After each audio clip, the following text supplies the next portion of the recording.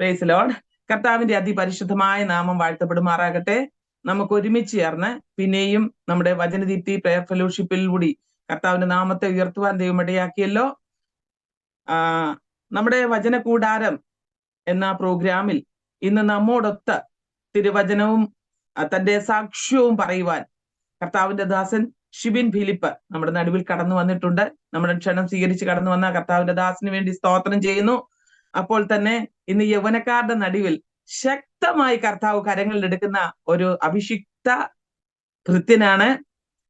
തന്റെ യൗവനം കർത്താവിന് വേണ്ടി ചിലവഴിക്കുവാൻ കാരണങ്ങളേറെയുണ്ട്, സാക്ഷ്യങ്ങൾ തന്റെ ജീവിതത്തിൽ ധാരാളമുണ്ട്.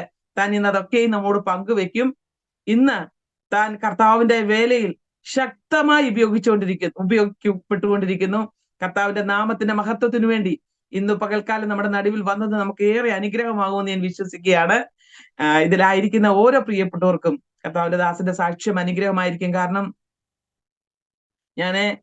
എനിക്ക് കർത്താവിന്റെ ദാസിനെ ചെറുപ്രായം തൊട്ടറിയാം. ഞാൻ ഒറ്റ വാക്കിൽ പറഞ്ഞാൽ എൻ്റെ അനന്തരവനാണ്. എൻ്റെ മൂത്ത നാത്തൂന്റെ മൂത്ത മകനാണ്. കൊച്ചു പ്രായം തൊട്ട് എനിക്കറിയാം. അതുകൊണ്ട് ജീവിതത്തിൽ കർത്താവ് നടത്തിയ വഴികളും കർത്താവ് കൊണ്ടുവന്ന പാതകളും ധാരാളമുണ്ട്. അതുകൊണ്ട് കർത്താവിന്റെ ദാസൻ ഇന്നുകൊണ്ട് നമ്മോടൊത്ത് ഈ ഷെയറിങ്ങിലായിരിക്കുന്ന വളരെ അനുഗ്രഹമായിരിക്കും. പ്രിയപ്പെട്ടവരെ, എനിക്ക് ഒരു കാര്യം കൂടി പറയുവാനുണ്ട്. നിങ്ങൾ ഈ വചനം കേട്ട് വിട്ടു പോകരുത്. ഓരോ ദിവസവും സാക്ഷി കൂടാരത്തിൽ വന്ന് നമ്മോട് സാക്ഷിക്കുന്ന പ്രിയപ്പെട്ടവർക്ക് വേണ്ടി, ദൈവദാസന്മാർക്ക് വേണ്ടി, ദൈവദാസിമാർക്ക് വേണ്ടി നമ്മൾ പ്രാർത്ഥിക്കുന്നവരായിരിക്കണം. അവരുടെ ശുശ്രൂഷകളെ ഓർത്ത് പ്രത്യേകം പ്രാർത്ഥിക്കണം. മാത്രമല്ല, നിങ്ങൾ ഈ വചനം കേൾക്കുമ്പോൾ നിങ്ങളുടെ പ്രിയപ്പെട്ടവരിലേക്ക് ഇത് ഷെയർ ചെയ്ത് കൊടുക്കണം. അവർക്കും ഇത് അനുഗ്രഹമായി മാറട്ടെ. പലരും എന്നെ വിളിച്ച് പറയാറുണ്ട്, വളരെ അനുഗ്രഹമാണ്. ചിലർക്ക് മുഴുവൻ കേൾക്കാൻ പറ്റാതെ ഓരോ സാഹചര്യങ്ങളാണെങ്കിലും എന്നോട് പറയും, ഭയങ്കര അനുഗ്രഹമാണ് ആമേൻ നമ്മുടെ വചനദീപ്തിയിലെ മീറ്റിങ്ങുകൾ. ഞാൻ യൂട്യൂബിലേക്ക് ഇടുന്നുണ്ടല്ലോ, അത് അനുഗ്രഹമാണ്. അതുകൊണ്ട് തീർച്ചയായിട്ടും ആ യൂട്യൂബ് ചാനൽ സബ്സ്ക്രൈബ് ചെയ്യാത്തവർ സബ്സ്ക്രൈബ് ചെയ്ത് കാണണം. ധാരാളം പേര് കാണുന്നുണ്ട്, പലരും സബ്സ്ക്രൈബ് ചെയ്യുന്നില്ല. അതുകൊണ്ട് സബ്സ്ക്രൈബ് ചെയ്ത് കാണണം. അങ്ങനെയെങ്കിൽ നോട്ടിഫിക്കേഷൻ നിങ്ങൾക്ക് തക്ക സമയത്ത് ലഭിക്കുവാനിടയാകും. അതുകൊണ്ട് നിങ്ങൾ തീർച്ചയായിട്ടും അതിന് മടി കാണിക്കരുത്. നിങ്ങൾക്ക് ഈ സാക്ഷ്യങ്ങളൊക്കെ അനുഗ്രഹമാകുമ്പോൾ നിങ്ങളുടെ കമന്റുകൾ അതിൻ്റെ അകത്ത് എഴുതി അറിയിക്കണം. ലൈക്ക് ചെയ്ത് അറിയിക്കാനും മറന്നു പോകരുത്. സ്തോത്രം. കർത്താവ് എല്ലാവരെയും അനുഗ്രഹിക്കട്ടെ. നമ്മുടെ സാക്ഷി കൂടാരത്തിലേക്ക് കർത്താവിന്റെ ദാസൻ ഷിബിൻ ഫിലിപ്പിനെ ഹാർദവമായിട്ട് സ്വാഗതം ചെയ്യുന്നു. കർത്താവിന്റെ ദാസന് തുടർന്നുള്ള സമയങ്ങൾ ഉപയോഗിക്കാം. Praise Lord. ദൈവത്തിന്റെ ധന്യനാമത്തിന് നന്ദിയുള്ള ഹൃദയത്തോടെ സ്തോത്രം ചെയ്യുന്നു. വളരെ അനുഗ്രഹങ്ങളെ കൊണ്ട് നിറഞ്ഞ ഈ നല്ല സമയം വചനദീപ്തി എന്ന ഈ പ്രോഗ്രാമിൽ, ഈ ഓൺലൈൻ മീറ്റിംഗിൽ എനിക്കും പങ്കെടുക്കുക, ദൈവം തന്ന നല്ല അവസരങ്ങളെ ഓർത്ത് ഞാൻ ദൈവത്തെ സ്തുതിക്കുന്നു, സ്തോത്രം ചെയ്യും. ഈ മീറ്റിങ്ങിനെ കുറിച്ച് ചില ദിവസങ്ങൾക്ക് മുമ്പ് എന്നോട് പറയുകയും ആ മീറ്റിങ്ങിനെ ഓർത്തുകൊണ്ട് പ്രാർത്ഥിക്കുകയും ചെയ്തു. ഇന്നലെ വീണ്ടും പ്രിയ ബീനാന്റെ എന്നെ ഓർപ്പിച്ചു. ഞാൻ ആദ്യം മുതലേ ഈ മീറ്റിങ്ങുകളുടെ ബന്ധത്തിൽ ഇന്ന് ഉണ്ടായിരുന്നു. പ്രത്യേകം ഇങ്ങനൊരു ദർശനം കർത്താവിന്റെ ദാസിക്ക് ദൈവം നൽകുകയും പലയിടങ്ങളുമായിരുന്ന നമുക്ക് ഒരുമിച്ച് പ്രത്യേകം ദേശത്തിന് വേണ്ടിയൊക്കെ പ്രാർത്ഥിക്കുവാനും ഇടിവി നിൽക്കുവാനും ഒക്കെ ദൈവം തന്ന നല്ല അവസരങ്ങളാണ്. ഇനി കാലം അധികമുണ്ട് എന്ന് തോന്നുന്നില്ല. വീണ്ടെടുക്കപ്പെട്ട ദൈവമക്കളുടെ പ്രത്യാശ ഈ ദിവസങ്ങളിൽ വർദ്ധിക്കുകയും കർത്താവിന്റെ വരവിനോടുള്ള ബന്ധത്തിൽ നമുക്ക് ഒരുങ്ങുകയും ചെയ്യേണ്ട സമയങ്ങളാണ് ഇതൊക്കെ. ഈ ഓൺലൈനിൽ എന്നോടൊപ്പം ആയിരിക്കുന്ന എല്ലാവർക്കും, പ്രത്യേകിച്ച് ബീനാൻഡി, വേഗം വരുന്നവനായ യേശുക്രിസ്തുവിന്റെ നാമത്തിൽ എൻ്റെ സ്നേഹവന്ദനത്തെ അറിയിക്കുക. ഏകദേശം 5 മണി വരെയുള്ള സമയമാണ് എൻ്റെ മുമ്പിലുള്ളത്. ചില കാര്യങ്ങൾ വേഗത്തിൽ എന്നോടുള്ള ബന്ധത്തിൽ സാക്ഷ്യമായി അല്പനിമിഷം ദൈവജനത്തിൽ നിന്നൊക്കെ സംസാരിപ്പാൻ കർത്താവിൽ ശരണപ്പെടുന്നു. പരിശുദ്ധാത്മാവ് എപ്രകാരം നമ്മെ ഗൈഡ് അപ്രകാരം ഈ മീറ്റിംഗ് ആയിത്തീരട്ടെ. കൃപയാല് ഒരു ക്നാനായ സമുദായത്തിന്റെ പശ്ചാത്തലത്തിൽ ജനിച്ച് വളർത്തപ്പെട്ട ഒരാളാണ് ഞാൻ. ഒരു പള്ളിയിലാണ് എൻ്റെ ചെറുപ്പം മുതൽ ഞാൻ നിന്നെങ്കിലും പള്ളിയുമായോ അല്ലെങ്കിൽ ഈ ബൈബിളുമായോ ആത്മീയപരമായോ ഒരു കാഴ്ചപ്പാടും എൻ്റെ ജീവിതത്തിനകത്ത് ഉണ്ടായിരുന്നില്ല. എൻ്റെ ഭവനത്തില് എൻ്റെ അപ്പനും അമ്മയ്ക്കും 3 മക്കളാണ്. ഞാൻ അടുക്കത്തെ ആളാണ്. എൻ്റെ മൂത്ത സഹോദരി, എൻ്റെ ഇളയ അനുജൻ, അതിന് നടുക്കുള്ള ആളാണ് ഞാൻ. അവർക്ക് ദൈവം നല്ല വിദ്യാഭ്യാസങ്ങൾ ആ കാലഘട്ടത്തിൽ ഒരുക്കി. എനിക്ക് വയസ്സ് 41 വയസ്സ്. അപ്പം എൻ്റെ സഹോദരി എന്ന കാലത്ത് നഴ്സിംഗ് പഠിച്ചു. വർഷങ്ങൾ സൗദി ജോലി ചെയ്തു, റിട്ടയർഡായി. ഇപ്പൊ വീട്ടിൽ വന്ന് വിശ്രമിക്കുന്നു. അനുജന് നല്ല വിദ്യാഭ്യാസമുണ്ട്. അവന് കാനഡയിലാണ് ഫാമിലിയായി. എന്നാല് പഠിക്കുവാൻ സാഹചര്യം ഉണ്ടായിട്ടും എൻ്റെ ജീവിത ശൈലി കൊണ്ടും എൻ്റെ ഉഴപ്പ് കൊണ്ടും എനിക്ക് പഠിക്കുവാൻ സാഹചര്യം ഉണ്ടായില്ല. അതിന്റെ മാതാപിതാക്കൾ ആരും ഉത്തരവാദികളല്ല, അവർ വളരെ ശ്രമിച്ചതാണ്. എന്നാൽ എൻ്റെ സ്വഭാവം അത്ര വളരെ മോശമായതുകൊണ്ട് 10ാം ക്ലാസ്സിൽ വെച്ച് തന്നെ എൻ്റെ പഠനം SLC നിർത്തേണ്ടതായി വന്നു. പിന്നെ മുന്നോട്ട് ഞാൻ പഠിച്ചില്ല. എൻ്റെ പിതാവിന് വളരെ ആഗ്രഹമായിരുന്നു എന്നെ എങ്ങനെയെങ്കിലും ഒരു 10ാം ക്ലാസ്സെങ്കിലും പാസ്സാക്കണമെന്നൊരു ആഗ്രഹം ഉണ്ടായി. അത്ര ആ പിതാവോ മാതാവോ ഒന്നും പറഞ്ഞാലൊന്നും കേൾക്കുന്ന ഒരാളല്ല. അങ്ങനെ ഒരു 10-17 വയസ്സ് തൊട്ട് ഈ വാഹനം ഓടിക്കുന്നതിൽ എനിക്ക് വളരെ ഇഷ്ടമാണ്. വാഹനം ഓടിക്കുന്നത് എനിക്ക് ഭയങ്കര ഇഷ്ടമാണ്. അങ്ങനെ ഒരു ഡ്രൈവറായി വാഹനം ഓടിക്കാൻ വേണ്ടി പലയിടങ്ങളിലും സഞ്ചരിച്ചു. ലൈസൻസ് ഒക്കെ എടുത്തു. അങ്ങനെ ചില വർഷങ്ങൾ എൻ്റെ ജീവിതത്തെ എനിക്ക് തന്നെ നിയന്ത്രിക്കാൻ മേലാത്ത ഒരു സ്ഥിതിയിലൂടെയൊക്കെ ഞാൻ കടന്നുപോയ അനുഭവങ്ങളാണ് ആ വർഷങ്ങളൊക്കെ. എൻ്റെ അമ്മ എന്നെ വളരെ പ്രാഗിയിട്ടുണ്ട്. കാര്യം എൻ്റെ ഒരു വിശേഷ ദിവസമൊക്കെ ഞങ്ങൾ വരുമ്പോൾ എൻ്റെ അമ്മയ്ക്ക് ഭയങ്കര ടെൻഷനാണ്. എന്നെ ഓർക്കുമ്പോൾ ഭയങ്കര ഭാരമാണ്, ടെൻഷനാണ്. അത്ര അമ്മയോ ഒപ്പനയോ ഒന്നും വകവെക്കാതെ ലോകപ്രകാരം ഞാൻ ജീവിച്ച ചില വർഷങ്ങളുണ്ടായിരുന്നു. ആ വർഷങ്ങളെല്ലാം തന്നെ പല അപകടങ്ങൾ, അനർത്ഥങ്ങളൊക്കെ എനിക്ക് വരാമായിരുന്നു.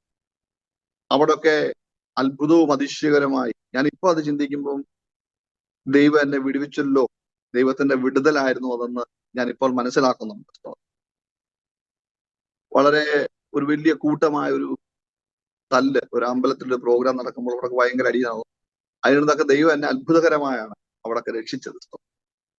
ഞാനിത് പറയുന്നതിന്റെ കാര്യമെന്ന് പറയുന്നത്, എൻ്റെ 22ാമത്തെ വയസ്സിലാണ് എനിക്ക് രക്ഷിക്കപ്പെടുവാൻ ദൈവം ഒരു അവസരം തന്നത്. രക്ഷിക്കപ്പെടുന്ന സമയം എന്ന് പറഞ്ഞാൽ അതും ദൈവത്തിന്റെ ഒരു മുൻനിർണയം, ദൈവത്തിന്റെ പദ്ധതിയാണ്. ഞാൻ നല്ലപോലെ മദ്യപിക്കുമായിരുന്നു. 22 വയസ്സേ എനിക്കുള്ളെങ്കിലും ഇന്ന് എന്നെ കാണുന്ന അത്രയൊന്നുമല്ല. ഞാൻ വളരെ ക്ഷീണിച്ചിരുന്ന ഒരാളാണ്. അന്ന് ഇതുപോലെ നല്ലവണ്ണം ഞങ്ങൾ 4 പേര് കൂടി നല്ലവണ്ണം മദ്യവെച്ചതിന് ശേഷം അന്നൊരു ഒരു ബൈക്കേ ഉള്ളായിരുന്നു, ഒരു ബൈക്ക്. അവരോട് ഞാൻ പറഞ്ഞു, നിങ്ങൾ 3 പേരും പൊക്കോ, ഞാൻ വന്നേക്കാമെന്ന് പറഞ്ഞ് അവരെ 3 പേരെ ആ ബൈക്കെ കയറ്റി വണ്ടി സ്റ്റാർട്ട് ചെയ്ത് അവർക്ക് കൊടുത്തു.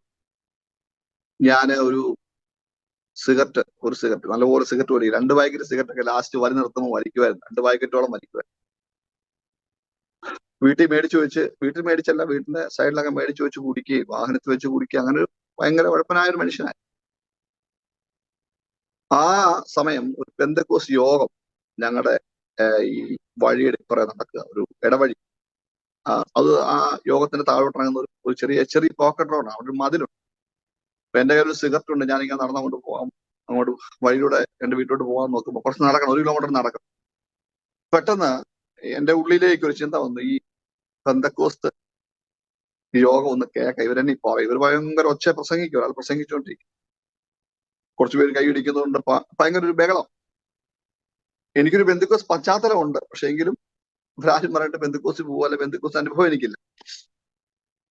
ഞാന് ഇതെന്താണ് എന്നറിയാൻ ഞാന് നല്ല മദ്യപിച്ച് നല്ലൊരു അവസ്ഥയിൽ ഇങ്ങനെ മതിലെ പോയി. ഏറ്റവും ബാക്കിലൊരു മതിലാണ്, ആ മതിലെ പോയി ഇങ്ങനെ ഇരിക്കുക.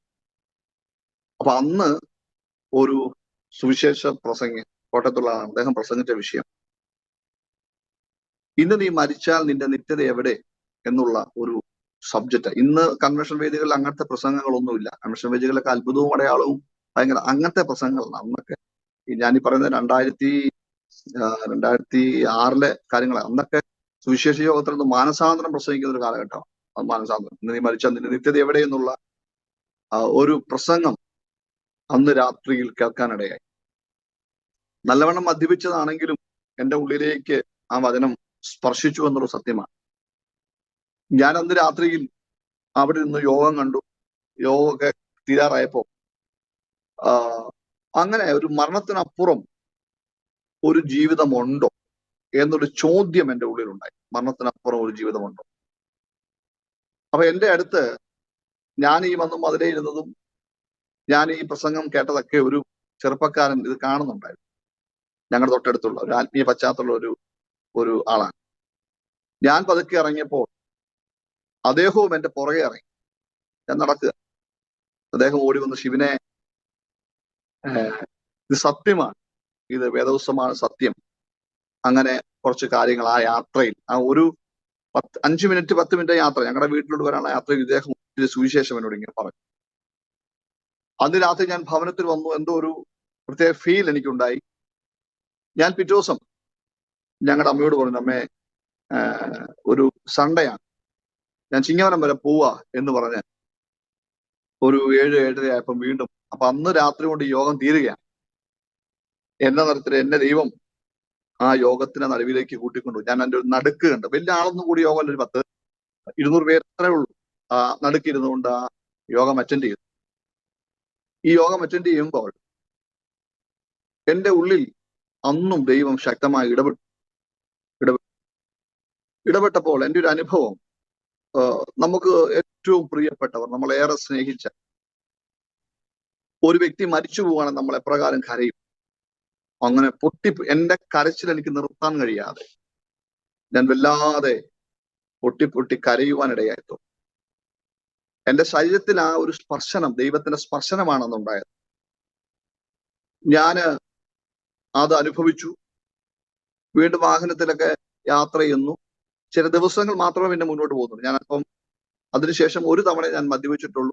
സിഗരറ്റ് പിന്നെ വലിക്കുമായിരുന്നു, കുറച്ചു നാളോട് വലിക്കുമായിരുന്നു. അങ്ങനെ വന്നു. എനിക്ക് തോന്നി പെന്തക്കോസ്തിനകത്ത് എന്തോ സത്യമുണ്ട്, വചനം എന്തോ സത്യമുണ്ടെന്നുള്ളൊരു തോന്നൽ ആ 2 ദിവസത്തെ പ്രഭാഷണത്തിലുണ്ടായി. ഞാന് എൻ്റെ ഒരു സ്നേഹിതൻ വീണ്ടും എന്നെ വന്ന് കാണുകയും ഈ സുവിശേഷം അല്പമായി പറയുകയൊക്കെ ചെയ്തു. അങ്ങനെ ഒരു 2 ആഴ്ച കഴിഞ്ഞ്, അങ്ങനെ 2 ആഴ്ച കഴിഞ്ഞാണ് എനിക്ക് തോന്നുന്നത്. 2 ആഴ്ച കഴിഞ്ഞ് ഇവിടെ പെന്തക്കോസ്തുകാരുടെ യോഗത്തിലോ സഭയിലോ പോയാൽ അതൊരു നാണക്കേടാണ്. പെന്തക്കോസ്തിൽ പോവാന്ന് പറഞ്ഞ നാണക്കേടാണ്. അതുകൊണ്ട് അങ്ങനെ കഴിഞ്ഞില്ല. ഞാൻ ചങ്ങനാശ്ശേരിയിൽ തന്നെ ഒരു യോഗത്തിന് അദ്ദേഹം കൊണ്ടുപോയി. അന്ന് ആ യോഗത്തിൽ സൺഡേയിൽ ഞാൻ യോഗം അറ്റൻഡ് ചെയ്തതിനു ശേഷം പാസ്റ്ററെ കണ്ടു, പാസ്റ്ററെ പരിചയപ്പെട്ടു, പാസ്റ്ററോട് വർത്താനം പറഞ്ഞു. പിറ്റേ സൺഡേയിൽ ഞാൻ വീണ്ടും ആ സഭയിൽ ഞാൻ പോയി. എൻ്റെ സ്നേഹിതൻ പിന്നെ ഡൽഹിക്ക് പോയി. ഞാൻ വീണ്ടും രണ്ടാമത്തെ സൺഡേയിൽ അവിടെ ചെന്നു. അപ്പൊ അദ്ദേഹത്തോട് ഞാനങ്ങ് പറയുക, എനിക്ക് സ്നാനപ്പെടണം, എന്നെ സ്നാനപ്പെടുത്തണം എന്ന് അദ്ദേഹത്തോട് പറഞ്ഞു. അപ്പൊ അദ്ദേഹം എന്നോട് പറഞ്ഞു, അങ്ങനൊന്നും സ്നാനപ്പെടുത്താൻ പറ്റത്തില്ല, വചനം പഠിക്കണം, അങ്ങനെ പഠിക്കണം എന്നൊക്കെ അദ്ദേഹം ഇങ്ങനെ എന്നെ അങ്ങ് ഒരു ഉപേക്ഷിച്ച് വിടുന്നുണ്ട് എനിക്ക് തോന്നി. ഞാൻ പറഞ്ഞു, പാസ്റ്റർ, ഞാനിനിയും ഈ പെന്തക്കോസ് വിട്ടു പോകത്തില്ല, ഞാൻ ഈ വിശ്വാസത്തിൽ ഉറച്ചു നിൽക്കും, അത് പാസ്റ്റർക്ക് വിശ്വസിക്കാം, അതുകൊണ്ട് എന്നെ സ്നാനപ്പെടുത്തണം എന്ന് ഞാൻ അങ്ങ് നിർബന്ധിച്ചു. അദ്ദേഹം വീണ്ടും എന്നെ ഒഴിച്ചൊഴിച്ച് വിടുക. ഞാൻ വീണ്ടും ഒരു വെള്ളിയാഴ്ചത്തെ വൈകിട്ട് അദ്ദേഹത്തെ വിളിച്ചപ്പോൾ, വെള്ളിയാഴ്ച അവിടെ യോഗം നടക്കുന്നു, വെള്ളി ഉപവാസ പ്രാർത്ഥന, ഞായറാഴ്ച രാവിലെ അവിടെ സ്നാനമുണ്ട്. വെള്ളിയാഴ്ച ഞാൻ മീറ്റിങ്ങിന് പോയി. ഞാൻ പറഞ്ഞു, എനിക്ക് സൺഡേയിൽ സ്നാനപ്പെടണം. അദ്ദേഹത്തെ നിർബന്ധിച്ചു. എന്റെ നിർബന്ധത്താൽ ആ ഒരു സൺഡേയിൽ തന്നെ അത് ഞാൻ രക്ഷിക്കപ്പെടുന്നു. ഞാൻ യേശുവിനെ അറിയുന്നു. വളരെ പെട്ടെന്ന് ഒരു 4 സൺഡേക്കുള്ളിൽ തന്നെ സ്നാനപ്പെടുവാൻ ദൈവം എനിക്കൊരു അവസരങ്ങളെ ഒരുക്കി. അതിനുശേഷം ഞാൻ 2006 സ്നാനപ്പെട്ടതിനു ശേഷം എൻ്റെ ജീവിതത്തിനകത്ത് വീണ്ടും ഒരു വഴിത്തിരിവുണ്ടാകുന്നത്, ദൈവജനം പഠിക്കാൻ ദൈവം എനിക്കൊരു അവസരങ്ങൾ എത്തും. ഈ 2006 മുതൽ 2010 വരെ ഒരു ഈവനിങ് ക്ലാസ്സിൽ വോയിസ് ഓഫ് ഗോഡ് എന്ന് പറയുന്ന വാകത്താൽ ഞങ്ങളുടെ ഇവിടുന്നൊരു 10-13 കിലോമീറ്റർ സഞ്ചരിച്ച് ഞാൻ എല്ലാ ദിവസവും ആഴ്ച 3 ദിവസമാണ്. ആ 3 ദിവസവും ഞാൻ ഈ ദൈവജനം പഠിക്കുവാൻ വേണ്ടിയുള്ള ആഗ്രഹത്തോടെ അവിടെ ചെന്നു. ഞാൻ അവിടെ ദൈവജനം പഠിച്ചപ്പോൾ എല്ലാവരും, അന്ന് അധ്യാപകർ പഠിക്കുന്നുണ്ട്, ഒത്തിരി പ്രായമുള്ളവരൊക്കെ ഉണ്ട്. അവരിലൊക്കെ ഏറ്റവും ബെസ്റ്റ് സ്റ്റുഡൻ്റായി പാസ് ഔട്ട് ചെയ്ത ആൾ ഞാനാണ്. ഏറ്റവും കൂടുതൽ മാർക്ക് ആ കാലഘട്ടത്തിൽ മേടിച്ച ആൾ ഞാനാണ്. ഇത് പറയാൻ കാര്യം എന്ന് പറയുന്നത്, ദൈവജനം പഠിക്കുന്നതിന് എനിക്കൊരു ആർത്തിയായിരുന്നു, ആവേശം. ഒറ്റ അറ്റൻഡൻസ് പോലും നഷ്ടപ്പെടാതെ ഞാൻ എല്ലാ ക്ലാസ്സിലും കടന്നു ചെല്ലുകയും ദൈവത്തിന്റെ വചനം കൃത്യമായി പഠിക്കുവാനും ദൈവം എനിക്കൊരു അവസരങ്ങൾ. അപ്പോൾ ഈ 2006 മുതൽ ഞാൻ എൻ്റെ പിതാവിന് ചെറിയൊരു ബിസിനസ് ഉണ്ട്. ഈ ഓയിൽ എടുത്ത് ഈ മാറ്റിന്റെ ഒരു കമ്പനി കൊടുക്കുന്ന പരിപാടിക്കും. സ്വന്തം വാഹനമൊക്കെ ഉണ്ടായിരുന്നു. ഞാനും ഞങ്ങളുടെ പിതാവും തമ്മിൽ ചേരാത്തതുകൊണ്ട് പിതാവ് വേറെ ഡ്രൈവറെ വെച്ചുകൊണ്ട് പോകുന്നു, ഞാൻ വേറെ വണ്ടി, അങ്ങനെ ഒരു ഇതായിരുന്നു. അപ്പൊ 2006 രക്ഷിക്കപ്പെട്ടതിന് ശേഷം ഞാൻ പറഞ്ഞു, അച്ഛൻ അച്ഛൻ ഡ്രൈവറെ വെക്കണ്ട, ഞാൻ വരാം, അച്ഛനോട് വരാം, അപ്പോൾ എനിക്കൊരു ചെറിയ ശമ്പളം തന്നാൽ മതി എന്ന്. ഈ 2006, 2007, 2008 വർഷം, ഈ 3 വർഷത്തിനിടയിൽ ഞാൻ ചെയ്ത ബിസിനസിനെ ദൈവം ധാരാളമായി അനുഗ്രഹിച്ചെന്ന് പറഞ്ഞാൽ, എനിക്ക് സ്വന്തം സ്ഥലമുണ്ട്, അതിനോട് ചേർന്നൊരു സ്ഥലം, അതൊക്കെ ഭയങ്കര അത്ഭുത സാക്ഷ്യമാണ്. ഒരു സ്ഥലം, 11 ഏക്കർ സ്ഥലം ഞാൻ മേടിച്ചു. നല്ലൊരു മനോഹരമായ ഒരു 10,400 സ്ക്വയർ ഫീറ്റ് ഉള്ള വീട് അന്ന് വെച്ചു. അപ്പം ഈ 3-4 വർഷത്തിനുള്ളിൽ സംഭവിച്ചു തന്നെ. അങ്ങനെ സാമ്പത്തികപരമായ ഒക്കെ ഒരു ഉയർച്ച ദൈവം എനിക്ക് തരുന്നൊരു സമയമാണ്. ആ സുവിശേഷ വേലയ്ക്ക് വേണ്ടി ധാരാളം പണം ഞാൻ ചെലവഴിക്കുന്നു. അത്രം അങ്ങനെയൊക്കെ ഒരു മനസ്സ് ദൈവം എനിക്ക് തന്നു. അതിനുശേഷം കർത്താവ് എന്നോട് ഇടപെട്ടു. കർത്താവിന്റെ വേലയോടുള്ള ബന്ധത്തിലിറങ്ങണം, കർത്താവിന്റെ വേല ചെയ്യണം എന്നുള്ളൊരു വിളി എൻ്റെ മേലുണ്ടായിരുന്നു. അപ്പൊ ഞാൻ ബൈബിൾ കോളേജിൽ പഠിക്കുമ്പോഴും സാറുമാരോട് പറയും, ശിവനെ, നിന്റെ മേൽ കിടക്കുന്ന വിളി ഒരു സുവിശേഷകനായിട്ടാണ് ദൈവം എന്നെ വിളിച്ചിരിക്കുന്നത്. പക്ഷെ ഞാൻ വചനം പഠിക്കുന്നത് തികച്ചും വചനം മനസ്സിലാക്കാൻ വേണ്ടി പഠിക്കുക. അങ്ങനൊരു വിളി നിന്റെ മേലുണ്ട് എന്നവരൊക്കെ പറയുമാണ്. ഈ സൂമിലൂടെ നിങ്ങൾ കേൾക്കുമ്പോൾ ഈ ദൈവത്തിന് വിളി എൻ്റെ മേൽ കിടന്നിട്ടും ദൈവത്തിന് കുഴപ്പമല്ല, എൻ്റെ കുഴപ്പമാണ്. ഞാൻ ഒരിക്കലും ഒരു സുവിശേഷ വേലയ്ക്ക് വേണ്ടി ഇറങ്ങാൻ തയ്യാറായി. 2010, 11, 12, 13 കാലഘട്ടം, 14 കാലഘട്ടം എന്നൊക്കെ പറയുന്നത് എൻ്റെ ജീവിതത്തിന്റെ അകത്ത് ഞാൻ തകർന്ന് തരിപ്പണമായ ഒരു കാലഘട്ടമാണ്. എൻ്റെ വസ്തുവും വീടും ഒഴികെ എൻ്റെ പണമൊക്കെ നഷ്ടപ്പെട്ടു. ലക്ഷങ്ങളുടെ ബാധ്യത. മറ്റൊരു ബിസിനസ്സിലേക്ക് ഞാൻ കടന്നു, അത് പൊട്ടിപ്പോയി. ലക്ഷങ്ങളുടെ ബാധ്യത എൻ്റെ മുമ്പിലുണ്ടായി. ഞാൻ എൻ്റെ കല്യാണം കഴിച്ചു സാക്ഷ്യമാണ്. ഞാൻ 22ാമത്തെ വയസ്സിൽ രക്ഷിക്കപ്പെട്ടു, സ്നാനപ്പെട്ടൊക്കെ ഇരിക്കുമ്പോൾ എന്നോട് പറഞ്ഞു, കല്യാണം കഴിക്കുന്നൊന്ന് കാണണമെന്ന് ഞങ്ങളുടെ നാട്ടുകാർ പറഞ്ഞവരുണ്ട്. അവരൊക്കെ 30, 32, 33 വയസ്സ് കല്യാണം കഴിച്ചപ്പോൾ ഞാൻ 26ാമത്തെ വയസ്സ് കല്യാണം കഴിച്ച ആളാണ്. അതൊക്കെ ദൈവത്തിന് അത്ഭുതകരമായ ഒരു നടത്തിപ്പാണ്. എന്റെ കല്യാണം കഴിഞ്ഞു. അപ്പൊ ഞാൻ ദൈവത്തോട് പറഞ്ഞു, അപ്പൊ ഒരു ദൈവത്തിന് വിളി വന്നപ്പോൾ ഞാൻ പറഞ്ഞു, കർത്താവേ, കല്യാണം കഴിച്ചതിന് ശേഷം ഞാൻ സുവിശേഷ വേലയോടുള്ള ബന്ധത്തിൽ തീരുമാനമെടുത്തു. അങ്ങനെ ഞാൻ 2011 കല്യാണം കഴിച്ചു. കല്യാണം കഴിച്ച എനിക്ക് ആദ്യം ഉണ്ടായത് പെൺകുഞ്ഞ. അപ്പൊ ഞാൻ ദൈവത്തോട് പറഞ്ഞു, കർത്താവ്, ശകലം എന്റെ കടമൊന്ന് വീട്ടിൽ ശകലം പൈസ ഒരു ഡിപ്പോസിറ്റ് ഇട്ടതിന് ശേഷം കർത്താവിന്റെ വേലയ്ക്ക് വേണ്ടി ഞാൻ ഇറങ്ങും എന്ന് ഞാനിങ്ങനെ ദൈവത്തോട് പറയുകയാണ്. ദൈവമക്കളെ, നിങ്ങൾക്കറിയാമോ, എന്റെ വീട്ടിൽ ഞാൻ അതുപോലെ പൈസ കൈകാര്യം ചെയ്ത ആളാണ്. ഒരു അരി മേടിക്കാൻ ഞാൻ വളരെ ബുദ്ധിമുട്ടിയ ദിനങ്ങളുണ്ട്. അതിനുശേഷം 11.5 ലക്ഷം പലിശയ്ക്ക് തന്നെ പലരിൽ നിന്ന് മേടിച്ച ആ ബാധ്യത. ലാസ്റ്റ് ഞാൻ ഏകനായാണ് എന്റെ വിശ്വാസത്തിൽ നിൽക്കുന്നത്. എന്റെ ഭാര്യയും ഞാനും മാത്രമേ ഉള്ളൂ. മൂത്ത കൊച്ചു കുഞ്ഞും. എന്റെ അമ്മച്ചി, ഇന്നും എന്റെ അമ്മച്ചി ഉണ്ട്, 90 വയസ്സ് കഴിഞ്ഞു. ലാസ്റ്റ് ഒരു മാലയുണ്ട്, മാല. ആ ലാസ്റ്റ് മാല ഞാൻ കൊണ്ട് പണയം വെച്ചതിന് ശേഷം ഞാൻ ദൈവത്തോട് പറഞ്ഞു, കർത്താവേ, ഞാൻ ഇനി എല്ലാവരുടെ മുമ്പിൽ അവിശ്വസ്തനാകുകയാണ്. ഞാൻ 2006 ദൈവത്തെ അറിയാൻ എനിക്ക് അവസരം കിട്ടി. 13 വന്നു. ഞാൻ ഇനിയും എല്ലാവരുടെ മുന്നിൽ മേടിച്ച കൊടുക്കാത്തവനായി ഞാൻ മാറുകയാണ്. നീ എനിക്ക് വേണ്ടി ഒരു അത്ഭുതം ചെയ്യണം എന്ന് പറഞ്ഞു. അങ്ങനെ ഞാൻ ഒരു സ്നാനത്തോടുള്ള ബന്ധത്തിൽ, ഞാനിങ്ങനെ ചുരുക്കിയാ പറയുന്നത്, സ്നാനത്തോടുള്ള ബന്ധത്തിൽ ഞാൻ നിൽക്കുമ്പോൾ ഒരു കടവിൽ നിന്ന് ഞാൻ തിരിച്ച് റിട്ടേൺ വരുമ്പോൾ ഒരു പ്രായമുള്ള അപ്പച്ചൻ എൻ്റെ അടുക്ക വന്നു, ദൈവം മോനെ, എന്നോട് ദൈവം സംസാരിക്കുന്നു എന്ന് പറഞ്ഞ ശക്തമായ ആലോചന അന്ന് തന്നെ അദ്ദേഹം എന്നോട് പറഞ്ഞു. അദ്ദേഹം പറഞ്ഞ ആലോചന ഇതാണ്: ഇനിയും നീ കർത്താവിന്റെ വേലയ്ക്ക് വേണ്ടി ഇറങ്ങിയില്ലെങ്കിൽ ഞാൻ തന്നതൊക്കെയും നിന്റെ കയ്യിൽ നിന്ന് തിരിച്ചെടുക്കുമെന്ന് പറഞ്ഞു.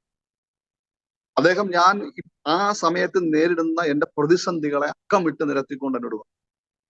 ഞാൻ വാസ്തവത്തിൽ കരഞ്ഞുപോയി. ദൈവം പിന്നെയും എന്നെ സ്നേഹിക്കുന്നുണ്ടല്ലോ. ഞാൻ എന്റെ ഭവനത്തിന്റെ അകത്ത് നിന്നുകൊണ്ട് ആരും അറിയാതെ 7 ദിവസം ഉപവാസത്തിൽ ഇരിക്കാൻ തുടങ്ങി.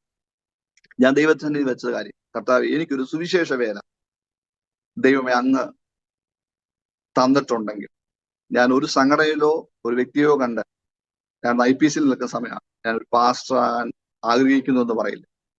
എന്നെ വിളിക്കണം, ആരെങ്കിലും എന്നെ ഫോൺ ചെയ്തൊരു സഭ ഉണ്ട് എന്ന് പറയണം എന്ന ഒരു കാര്യം പറഞ്ഞുകൊണ്ട് ഉപസിക്കണം. ആരും അറിയുന്നില്ല. ദൈവമക്കളെ, ഈ ശബ്ദം നിങ്ങൾ കേൾക്കുമ്പോൾ നിങ്ങൾ മനസ്സിലാക്കണം, ഈ 6 ദിവസത്തിനുള്ളിൽ 3 പാസ്റ്റർമാർ എന്നെ വിളിച്ചെന്നുള്ളത്. 3 പാസ്റ്റർമാർ എന്ന് പറഞ്ഞാൽ സഭാചാരം എടുക്കാൻ. ഞങ്ങൾ ഒരാൾ 60 വയസ്സ് റിട്ടയർഡ് ആകുന്നു, ഒരാൾ തിരുവല്ലയില, അദ്ദേഹം ഇന്ന് അമേരിക്കയിലാണ്. എന്റെ വീടിനോട് ചേർന്നൊരു സഭ. ഇങ്ങനെ 3 സഭക്കാർ എന്നെ ഒരുപോലെ വിളിച്ചു. 3 സഭക്കാരെ വിളിച്ചു. 3 സഭക്കാർ വിളിച്ചപ്പോൾ എനിക്കൊരു കൺഫ്യൂഷൻ ആയി. ദൈവമേ, എന്ത് ചെയ്യണം? അപ്പൊ മാനുഷ്യമായി ഞാനങ്ങ് തീരുമാനിക്കുകയാണ് തിരുവല്ലയിലേക്ക് പോകും. ഇതൊരുമാതിരി നല്ല ചർച്ചയാണ്, നല്ല സപ്പോർട്ട്, നമുക്ക് പെന്തക്കോസ്തൽ സപ്പോർട്ട്, ശമ്പളമൊക്കെ കിട്ടുന്ന ഒരു സഭയാണ്. അങ്ങനെ അങ്ങോട്ട് പോകാമെന്ന് പ്ലാൻ ചെയ്തു. എങ്കിലും എനിവേ ഞാൻ ഇങ്ങനെ ദൈവസന്നിധി പ്രാർത്ഥിക്കാൻ തുടങ്ങി. കർത്താവേ, ഇതിനകത്ത് എന്താണ് തീർപ്പ് ദൈവം പറയണം. അങ്ങനെ ഞാന് വീണ്ടും ഉച്ച കഴിഞ്ഞ് പ്രാർത്ഥിച്ചുകൊണ്ടിരുന്നപ്പോൾ ദൈവാത്മാവിനോട് ശക്തമായി ഇടപെട്ടു. എന്റെ വീടിനോട് ഒരു 100 മീറ്റർ അകലെ ഒരു ചെറിയ ചർച്ച ഉണ്ട്. ഞാൻ പ്രാർത്ഥിച്ചപ്പോൾ ദൈവാത്മാവ് ആ ചർച്ച എന്നെ ചർച്ച കാണിച്ചിട്ട് പറഞ്ഞു, അവിടെ നീ സഭാചാരം. എന്റെ വീടും ഈ ചർച്ചും തമ്മിലാണ്. അപ്പം ആ സഭയുടെ അനുഭവം എന്ന് പറഞ്ഞാൽ കേവലം വിരലിലുണ്ടാവുന്ന 3 കുടുംബം അത്രേ ഉള്ളൂ. അങ്ങനെ വളരെ ഒരു ശുഷ്കിച്ചൊരവസ്ഥയിലാണ് ആ സഭയിൽ ഞാൻ ചാറിടും. അങ്ങനെ വരിക. അപ്പൊ ഞാൻ ദൈവത്തോട് ചോദിച്ചു, ദൈവം ഞാൻ എങ്ങനെ ജീവിക്കും? കാര്യം ആ സമയത്ത് എന്റെ അനുജൻ വൈഫ്, വൈഫ്, എന്റെ മൂത്ത കൊച്ച, എന്റെ അപ്പൻ, അമ്മ, അമ്മച്ചി, വലിയൊരു ഫാമിലിയാണ്. ഞാൻ എങ്ങനെ കർത്താവ് ജീവിക്കും? ഈ ചെറിയൊരു വരുമാനം കൊണ്ട് എങ്ങനെ ജീവിക്കും? വീണ്ടും ഞാൻ ദൈവസന്നിധി പ്രാർത്ഥിച്ചപ്പോൾ നമ്മൾ ദൈവശബ്ദം കേൾക്കുമോ എന്ന് ഞാൻ പറഞ്ഞ ചിലർക്ക്, ഈ സൂമിലൂടെ കേൾക്കുന്ന ചിലർക്ക് ഒരു സംശയം ഉണ്ടാകും. പക്ഷെ ഈ സൂമിലൂടെ കേൾക്കുന്നവരോട് പറയാം, ദൈവം നിങ്ങളോട് സംസാരിക്കും. കൃത്യതയോടെ ദൈവം സംസാരിക്കും. അതിന്റെ തെളിവാണ് 2013 ലാസ്റ്റ് ദൈവനോട് സംസാരിച്ചാണ്, ഇവിടെ നിനക്ക് ഞാൻ ഭൂരിപക്ഷത്തെ തരും, ഈ സഭയിൽ ഭൂരിപക്ഷം. എനിക്കൊരു കാര്യം നിങ്ങളോട് പറയാനുള്ളത്, മനുഷ്യന് പല വാക്കുകളും നമ്മളുള്ള ബന്ധത്തിൽ പറയും. പക്ഷെ ഈ പറയുന്ന മനുഷ്യരെല്ലാം മറന്നാൽ ദൈവം നിങ്ങളോട് എന്തെങ്കിലും കൽപ്പിച്ചിട്ടുണ്ടെങ്കിൽ, പറഞ്ഞിട്ടുണ്ടെങ്കിൽ, ആ വാക്കുകൾക്കോ വാക്തത്വങ്ങൾക്കോ ഇന്നും ഒരു മാറ്റം വരില്ല. അതിന് തെളിവാണ് എന്റെ ജീവിതം. നിങ്ങൾക്കറിയാമോ, 2013 ലാസ്റ്റ് ദൈവം എന്നോട് സംസാരിച്ച പ്രകാരം ഞാൻ ആ സഭയിൽ വന്നു. ഒരു പാസ്റ്ററായിട്ട്, ഒരിക്കലും ഒരു പാസ്റ്ററാണോ ചിന്തിച്ച ആളല്ല, ഒരു പാസ്റ്ററായിട്ട് ഞാനിങ്ങനെ ചാർജ് എടുക്കുകയാണ്. ആ സമയം ഞാൻ ഓർക്കുന്നു, ഫസ്റ്റ് സൺഡേ എല്ലാവരും പോയി സ്വോത്രകാഴ്ച എണ്ണപ്പോൾ 390 രൂപയാണ് എന്റെ ആദ്യത്തെ സ്വോത്രകാഴ്ച. അതിന് കണക്ക് പറയല്ല, 390 രൂപ. ഈ 390 രൂപ എന്റെ സഭയിൽ നിതിൻ എന്ന് പറഞ്ഞ പയ്യനുണ്ട്, അവനിപ്പോ UK ലാണ്. നിതിന്റെ കൊടുത്തിട്ട് ഞാൻ പ്രാർത്ഥിച്ചിട്ട് പറഞ്ഞു, മോനെ 2 വലിയ പാ മേടിക്കണം, നമ്മുടെ സഭ നിറച്ച് പായിടാൻ പോവാം. അപ്പൊ എന്തിനാ വെച്ചാൽ നമുക്ക് അസാര ഉണ്ടല്ലോ, 10, 12, 11 പേരേ ഉള്ളൂ സഭയ്ക്കകത്ത് ഞായറാഴ്ച. അല്ല മോനെ, അടുത്ത സൺഡേ നമ്മൾ ഫ്രണ്ട് ഇടും, കസാര ഇറക്കിയിടും എന്ന് പറഞ്ഞു. വീണ്ടും ഞാൻ ദൈവത്തോട്, കർത്താവേ, നീ ഈ സഭയെ വർദ്ധിപ്പിക്കുമെന്ന് പറഞ്ഞാണ്, ആളെ തരുമെന്ന് പറഞ്ഞാണ്, പക്ഷെ എനിക്ക് ഒരടയാളം ദൈവം തരണം. വീണ്ടും ഞാൻ പ്രാർത്ഥിച്ചു. ആ സൺഡേ കഴിഞ്ഞു ചില ദിവസങ്ങൾ പിന്നിടുമ്പോൾ എനിക്കൊരു ഫോൺ കോൾ വന്നു. ഫോൺ കോളിലൂടെ ഞാൻ ഏറെ സ്നേഹിക്കുന്ന ഒരു മനുഷ്യൻ പറയുകയാണ്, പാസ്റ്റർ, ഞങ്ങൾക്ക് ദൈവത്തെ ആരാധിക്കണമെന്ന് ആഗ്രഹമുണ്ട്. പാസ്റ്റർ നല്ലൊരു സഭ പറയണം, എവിടെ ഞങ്ങൾ പോകണ്ടെന്ന് പറയണം. അപ്പൊ ഞാൻ പറഞ്ഞു, ബ്രദറെ, ഞാനിങ്ങനെ ഒരു കൊച്ചു സഭയാണ്, ഞാനിങ്ങനെ സഭയിൽ ചാറെടുത്തിരിക്കുകയാണ്. നിങ്ങൾ ഇങ്ങോട്ടും നമുക്കൊന്ന് ആരാധിക്കാന്ന്. അപ്പൊ ഒരു സെറ്റപ്പ് സഭയ്ക്കില്ല, ഒരു സാമ്പത്തിക ഒന്നും ഞങ്ങൾക്കില്ലാത്തൊരു സഭ, ചെറിയൊരു സഭ, ഇൻഡിപെൻഡന്റ്. അപ്പൊ IPC ഞാൻ മാറി, ചെറിയൊരു ഇൻഡിപെൻഡന്റ് ചർച്ച. ഞാൻ IPC ചെന്ന് പറഞ്ഞു, ഞാനിങ്ങനെ സഭയോട് മാറുക. അവിടെ പറഞ്ഞിട്ടൊക്കെ ഞാൻ വന്ന് ഇവിടെ ചാരെടുത്ത് നിൽക്കുന്നു. മക്കളെ, 2014-15 കൊണ്ട് 30-ൽ പരം കുടുംബങ്ങൾ, ഇപ്പൊ ഞങ്ങളുടെ സഭയിൽ 35 ഫാമിലീസ് ഉണ്ട്. കുടുംബങ്ങൾ തന്നെ ഞങ്ങളുടെ സഭയിലുണ്ട്. അത്രമേൽ ആ സഭയെ ദൈവം വർദ്ധിപ്പിച്ചു എന്നുള്ളതാണ്. ഇന്ന് ഞങ്ങളുടെ ചർച്ചിൽ പണം മിച്ചമാണ്. ഞാനങ്ങനെ പണം മിച്ചമാണ്. ഞങ്ങൾ നോർത്ത് ഇന്ത്യ പ്രവർത്തനങ്ങൾ ചെയ്യുന്നു. അവിടെ കഴിഞ്ഞ വർഷം ഒരു കൺവെൻഷൻ നടത്താൻ ഇവിടെയാക്കി. ഞാൻ പറഞ്ഞതിന്റെ കാര്യം, ദൈവം ഒരിക്കലും വ്യാജം പറയുന്ന ദൈവമല്ല നമ്മുടെ ദൈവം. ഞാൻ പറഞ്ഞല്ലോ, എനിക്ക് അരി മേടിക്കാൻ പൈസ ഇല്ലാത്ത സമയത്ത് ഞാനിതൊരു നിങ്ങൾക്കൊരു ബലം വരാൻ വേണ്ടി പറയാം. ഒരു ദേവദാസ് എന്നെ വിളിച്ചു പറഞ്ഞിടാ, ഒരു പാസ്റ്റർ പ്രാർത്ഥിക്കാൻ വരുന്നുണ്ട്, നീ ഒന്ന് വരണം. ഞാൻ പറഞ്ഞു ഞാൻ വരത്തില്ല, ഞാൻ എന്തിനാ വരുന്നത്, ഞാൻ പ്രാർത്ഥിക്കുന്നുണ്ടല്ലോ.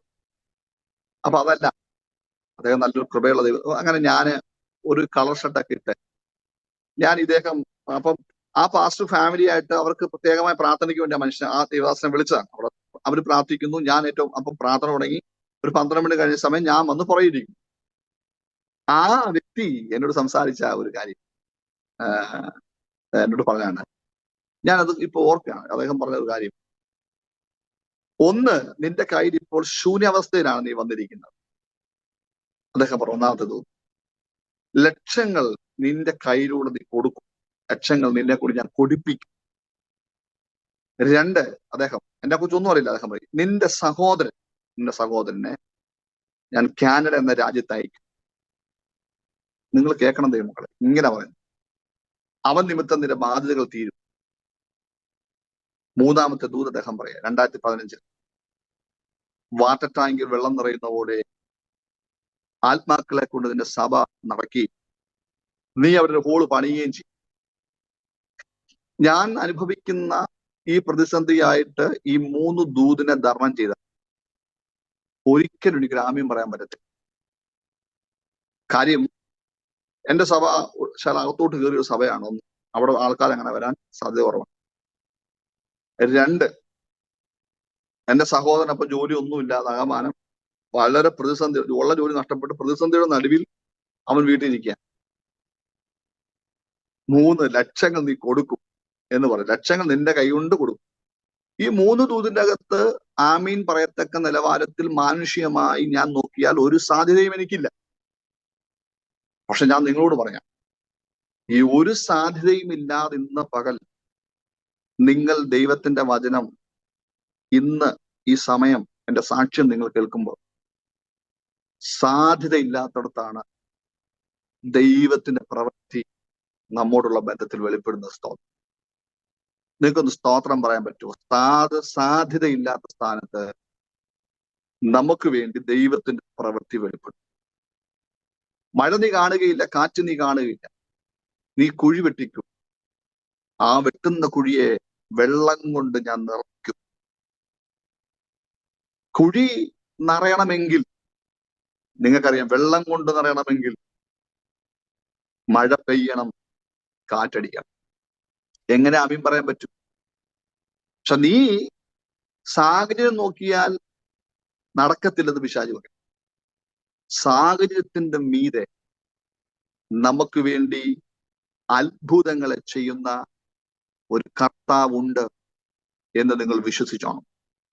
ഈ 2024 7-ാം മാസം 8-ാം മാസം നിന്നുകൊണ്ട് നിങ്ങൾ ഈ ദൈവവചനം കേൾക്കുമ്പോൾ നിങ്ങളോട് എനിക്ക് പറയാനുള്ള കാര്യം, സാധ്യതയ്ക്ക് മീതെ നിന്നുകൊണ്ട് ദൈവത്തിന് ചെയ്യാൻ കഴിയും. ഞാൻ ഒരു കാര്യം നിങ്ങളുടെ വിശ്വാസം വർദ്ധിക്കാൻ വേണ്ടി പറയാം. ഒരു ഉണക്ക വടിയെടുത്തുകൊണ്ട് യഹോവയുടെ പെട്ടകത്തോട് ചേർത്ത് വെക്കുമ്പോൾ ഒറ്റ രാത്രി കൊണ്ട് ആ ഉണക്കവടിയെ 3 തലത്തിൽ ചലിപ്പിക്കുവാൻ ദൈവത്തിന് കഴിയുമെങ്കിൽ ദൈവം പറഞ്ഞ വാക്കുകൾക്കോ വാഗ്ദത്തങ്ങൾക്കോ ഇന്നും ഒരു മാറ്റം വരില്ല. കൃത്യമായി നടക്കും. നിങ്ങൾ അങ്ങനെ കൃത്യമായി ദൈവം ചെയ്യും. മനുഷ്യന്റെ വാക്കുകളല്ല. മനുഷ്യന്റെ വാക്കുകളുടെ മുമ്പിൽ നിങ്ങൾ ഒന്നും പറയരുത്. മനുഷ്യനെ സഹായിക്കാമെന്നോ കൂടെ ഇരിക്കാമെന്നോ ഒക്കെ പറഞ്ഞായിട്ട് നിങ്ങൾ ഒരു പറയരുത്. പക്ഷെ ദൈവം നിങ്ങളോട് പറഞ്ഞിട്ടുണ്ടെങ്കിൽ, ദൈവം നിങ്ങളോട് പറഞ്ഞ വാക്കാണെങ്കിൽ അത് നടക്കുക തന്നെ ചെയ്യും. ഹല്ലേലൂയ. നിങ്ങളത് വിശ്വസിച്ചോണം. 3 കാര്യങ്ങൾ എന്നോട് പറഞ്ഞു. 1, സഭയെ നടക്കും. 2, ലക്ഷങ്ങൾ നീ കൊടുക്കും. 3, നിന്റെ സഹോദരൻ കാനഡയ്ക്ക് പോകും. എങ്ങനെ? സ്തോത്രം. ഇന്ന് ഞാൻ ഈ സൂമിലൂടെ എന്റെ സാക്ഷ്യം പറയുമ്പോൾ ഈ മൂന്നും നടന്നു കഴിഞ്ഞു. കൊടുത്തിട്ട് പറയും, അങ്ങനെ ചിന്തിക്കണം.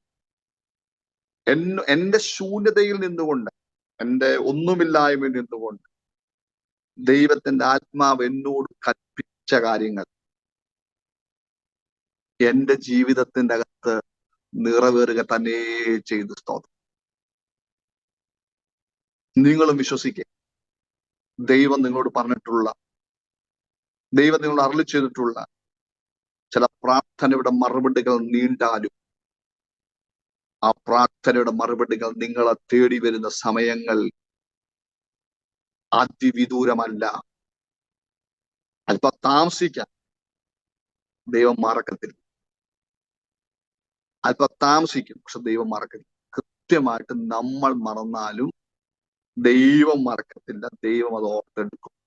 നിങ്ങൾ വിശ്വസിക്കുന്നുണ്ടെങ്കിൽ എന്നോട് ചേർന്ന് ആ കരമൊന്ന്, ഞാൻ നിങ്ങളെ കാണുന്നില്ലെങ്കിലും നിങ്ങൾ ഇരിക്കുന്ന ഇരിപ്പിടത്തിൽ നിങ്ങളുടെ കരമൊന്ന് ഉയർത്തി ദൈവത്തിന് ഒരു നിമിഷം ഒന്ന് നന്ദി പറഞ്ഞുകൊണ്ട് പറഞ്ഞേ, താമസിച്ചാലും എന്റെ ജീവിതത്തിന്റെ അകത്ത് ദൈവം എന്നോട് പ്രോമിസ് ചെയ്ത, ദൈവം എന്നോട് വാഗ്ദത്തം ചെയ്ത, ദൈവം എന്നോട് അരുളി ചെയ്ത ചില വാക്കുകൾ, ചില വാഗ്ദത്തങ്ങൾ എന്റെ ജീവിതത്തിനകത്ത് ദൈവം നടത്തുക തന്നെ ചെയ്യും. ദൈവം വിശ്വസ്തനാണ്, ദൈവം വിശ്വസ്തനാണ്, ദൈവം വിശ്വസ്ത. നിങ്ങൾ പൂർണ്ണമായി അത് വിശ്വസിക്കണം. ദൈവം ചെയ്യും.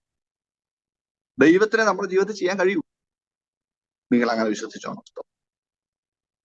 ഞാൻ വേഗത്തിൽ പോട്ടെ ദൈവമക്കളെ. ഞാന് സുവിശേഷ വേലയ്ക്ക് വേണ്ടി 2013 അവസാനം ഇറങ്ങുമ്പോൾ ദൈവം എന്നോട് പറഞ്ഞൊരു കാര്യമുണ്ട്. ആരോടും ഒന്നും നിന്റെ ആവശ്യങ്ങൾ നീ പറയാൻ പാടില്ല. പക്ഷെ ഞാൻ മനുഷ്യനായിരുന്നു. അത് നിങ്ങൾക്കൊരു വിശ്വാസം വർദ്ധിക്കേണ്ടത് നിങ്ങളോട് പറയാം. ഞാൻ മനുഷ്യനാണ്. അപ്പൊ ഞാൻ എന്റെ സഭാ ഹോള് പൊളിച്ചു, വിശ്വാസത്തെ പൊളിച്ചു. അടുത്തൊരു ഹോള് പണിയാൻ പോവാ. അന്നും ഇന്നും വിശ്വാസത്തെ ജീവിക്കുന്ന ആളാണ് ഞാൻ. അപ്പൊ ഞാനൊരു ദൈവദാസനുമായി ഒരു മീറ്റിംഗ് കഴിഞ്ഞ് ഫുഡ് കഴിച്ചു. അദ്ദേഹത്തിന്റെ വീട്ടിൽ മീറ്റിംഗ് കഴിഞ്ഞ് ഫുഡ് കഴിച്ചുകൊണ്ടിരിക്കുക. അപ്പൊ എന്റെ ഈ ഹോള് പൊളിച്ചു. വേറൊരു ഹോള് ഞാൻ പണിയുന്ന സമയം. അപ്പൊ അദ്ദേഹം എന്നോട് പറഞ്ഞു, കർത്താവ് ഒരു അത്ഭുതം ചെയ്തു പാസ്റ്റർ. ഞാൻ എന്താണ് അത്ഭുതം എന്ന് ചോദിച്ചപ്പോൾ അദ്ദേഹം പറഞ്ഞു, പാസ്റ്റർ ഞങ്ങളുടെ മോന്റെ വീട് വിറ്റു. മറ്റൊരു ലാൻഡ് അവൻ മേടിച്ചിട്ടുണ്ടായിരുന്നു ഓസ്ട്രേലിയയിൽ. അങ്ങോട്ടൊരു പെര വെക്കാൻ പോയി. ഈ വീട് വിറ്റപ്പോൾ ഇന്ത്യൻ മണി ലക്ഷങ്ങൾ അവന് ലാഭമായിരുന്നു എന്ന് പറഞ്ഞു. ലാഭമായിരുന്നു. അപ്പൊ ഞാൻ പറഞ്ഞു, ഞാനൊരു മനുഷ്യനാണ്. എന്റെ ബുദ്ധിയിൽ പെട്ടെന്നൊരു ചിന്ത വന്നു, എന്നാ എന്റെ സഭ പണിയുന്ന കാര്യം ഒന്ന് അവതരിപ്പിക്കാം എന്ന് കരുതി ഞാൻ അദ്ദേഹത്തോട് പറഞ്ഞു, പാസ്റ്റർ ഇങ്ങനെ ഹോള്, ഞങ്ങൾ സാധാരണക്കാരൊക്കെയാ, കുറച്ചുപേരേ ഉള്ളൂ. ഒരു ഹോള് പണിയണം ആഗ്രഹിക്കും. ഞങ്ങളുടെ ഹോള് ചെറിയൊരു ഹോളാന്ന് അറിഞ്ഞു. അപ്പൊ ഇരിക്കാൻ കടയില്ല, ഒരു ഹോള് പണിയണം. എന്തെങ്കിലും സഹായം പാസ്റ്റർ മകനോട് പറഞ്ഞ് ചെയ്യിക്കണമെന്ന് പറഞ്ഞു.